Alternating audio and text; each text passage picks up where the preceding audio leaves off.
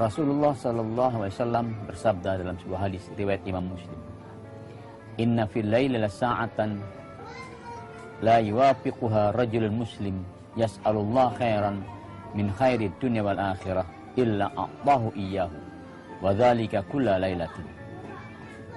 Pada malam hari ada satu waktu, ada satu saat di mana apabila seorang hamba berdoa kepada Allah, meminta kepadanya kebaikan dunia dan akhirat, permintaannya tidak pernah akan ditolak oleh Allah Subhanahu wa taala. Doanya pasti diijabah oleh Allah Subhanahu wa taala. Dan itu terjadi pada setiap malam.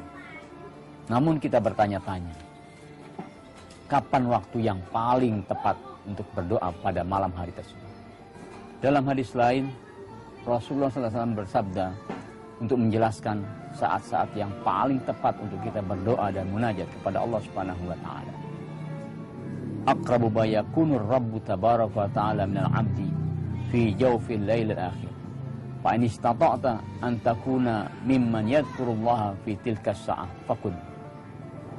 Sedekat-dekatnya Allah Subhanahu wa taala kepada hambanya adalah pada saat penghujung malam terakhir. Jika engkau bisa mengisi waktu saat itu berzikir kepada Allah, beribadah kepada Allah, berdoa kepadanya, maka janganlah engkau sia-siakan waktu yang sangat berharga itu. Sholat tahajud.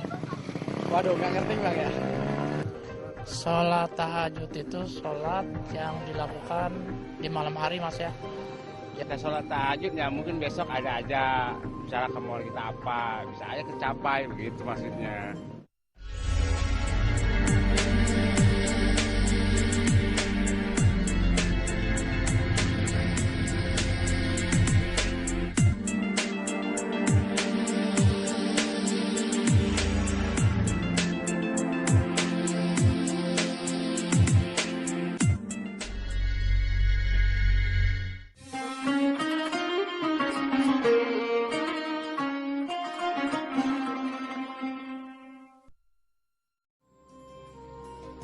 Ya Allah, bentar lagi bayi saya ini lahir.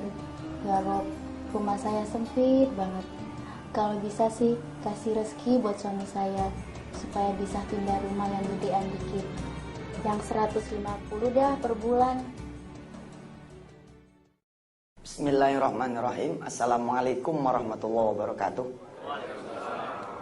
Kawan-kawan PPA yang dirahmati Allah dan pemirsa sekalian di rumah, alhamdulillah ini kajian kuliah wisata hati kembali kita laksanakan. Pada hari ini kita akan belajar tentang pengantar ke rahasia angka 11. Jadi kita punya seminar judulnya Rahasia Angka 11 dan The Miracle of Giving. Itu perpaduan antara tahajud, kekuatan tahajud dan sedekah. Dua amalan ini emang berat dilaksanakan.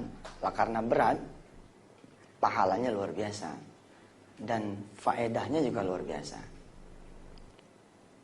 Suatu hari ya, sebut saja begitu, Ahmad, seorang security, punya masalah dengan tempat tinggalnya. Sebelumnya nggak punya masalah, tapi kemudian dia punya masalah dengan tempat tinggalnya, yaitu tempat tinggalnya sempit. Kira-kira 5-6 tahun yang lalu, saudara pasti mengiyakan bahwa di Jakarta sendiri masih ada rumah kontrakan yang nilainya 75.000 per bulan. Ada ya?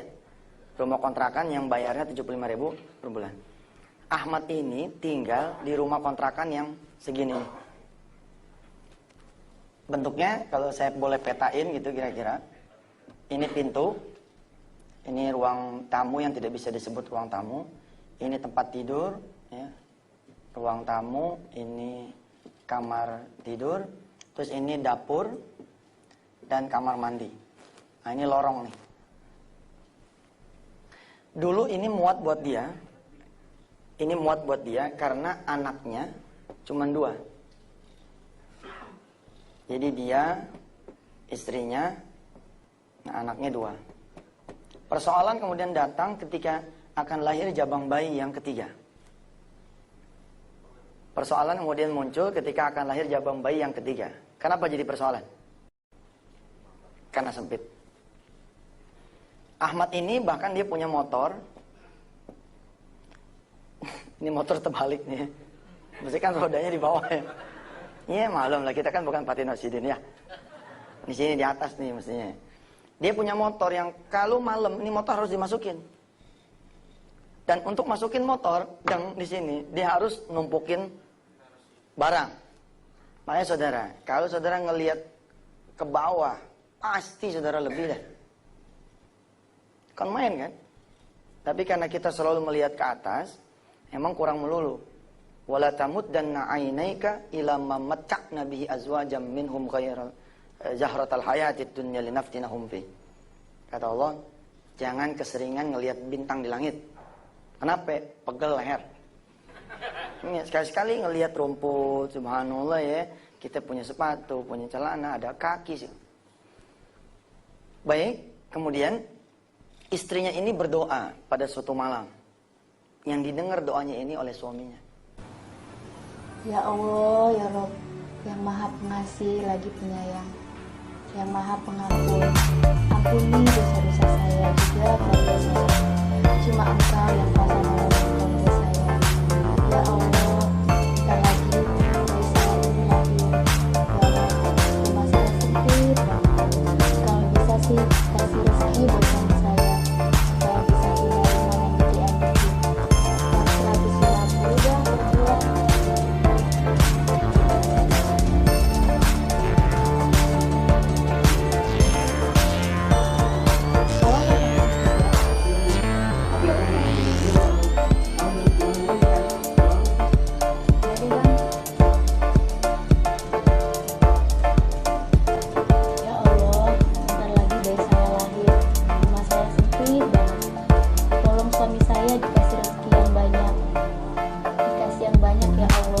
supaya bisa tinggal rumah yang gedean dikit. Yang 150 dah per bulan.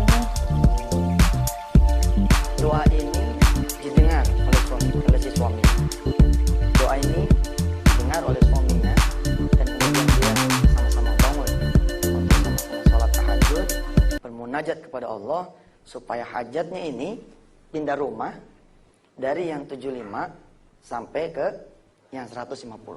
Tapi Allah yarhamuhuma, Allah merahmati keduanya. Ternyata di Riyadh dia 7 hari. Saudara barangkali pernah mengingat ada iklan di majalah ibu kota saat itu.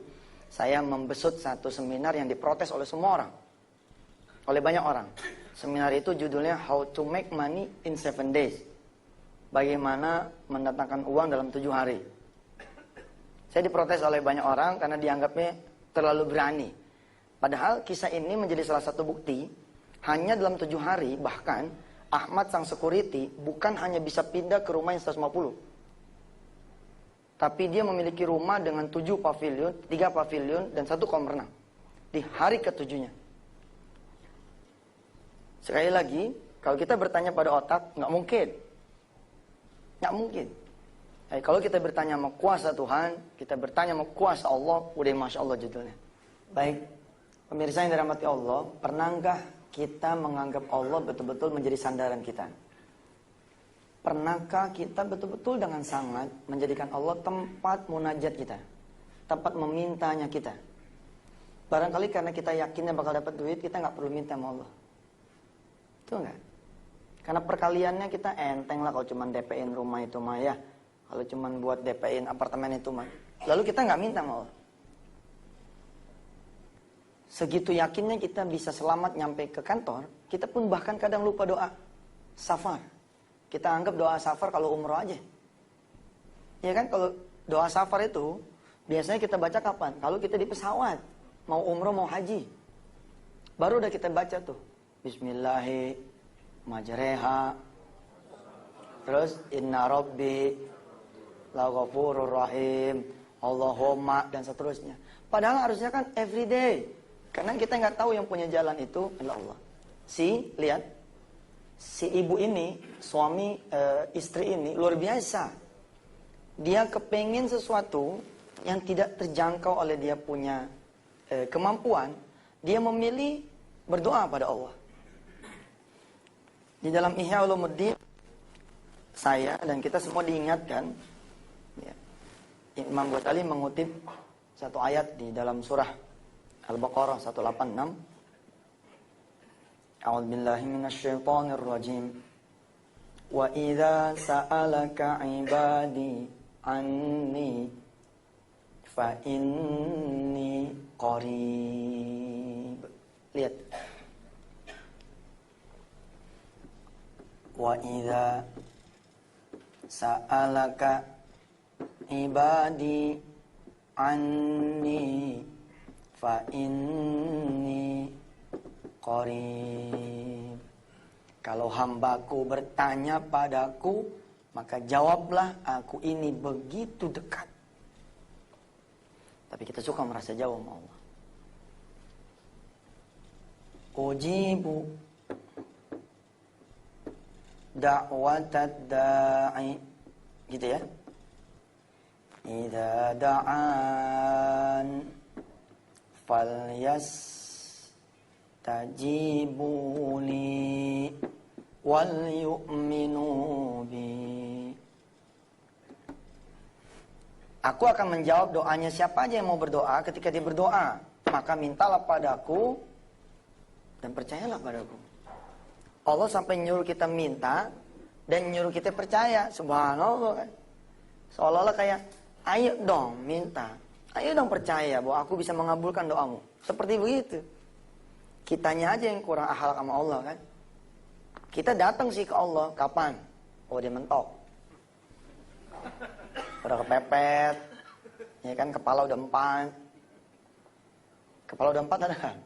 Ada ya kan, usia udah 40, berumah tangga udah 15 tahun, dari 25. Kita gelisah, kita nggak punya anak. Lalu kita siang malam kita babet buat bangun malam, pengen punya anak. Telat nggak sih? Nggak ada yang telat kalau ke Allah mah. Cuma kan sayang gitu, waktunya kemana aja selama ini. Harusnya kan dari dulu kita terus ke Allah gitu. Si istri ini, dia mau ke Allah, dia bermunajat pada Allah, ya Allah, berikan saya punya suami rizki, supaya saya bisa pindah ke rumah kontrakan yang lebih gede gitu. Dan dia tidak muluk-muluk, dia tidak minta pengen punya rumah sendiri, kan? Dia hanya minta pindah ke rumah kontrakan yang lebih besar, yang kira-kira 150-200 ribu harganya. Dan suaminya nurut, subhanallah. Ada suami yang ahli tahajud, istri tidak. Ada yang istri ahli tahajud, suami tidak. Ada ibu-ibu datang ke saya, Ustaz, subhanallah, saya lagi diuji sama Tuhan. Saya perasaan sudah tahajud terus itu, tapi kok nggak nyampe-nyampe ya? Iya, karena dia tahajudnya sebelah. Ibarat sendal gitu. Dia tahajudnya sebelah, cuman kiri doangan. Ya, mestinya kan berdua, kayak si Ahmad dan istrinya. Berdua. Kalau berdua kan jalannya cepet ya. Cepet nggak kalau berdua? Tapi kalau sendiri gimana? Jingjit loh. Ini, tuh. Nyampe nggak? Berat pak. Sedekah, kalau kanan kiri, maksudnya suami sedekah, istri sedekah, ditambah lagi dengan anak sedekah, mantap. Si suami bangun ngaminin.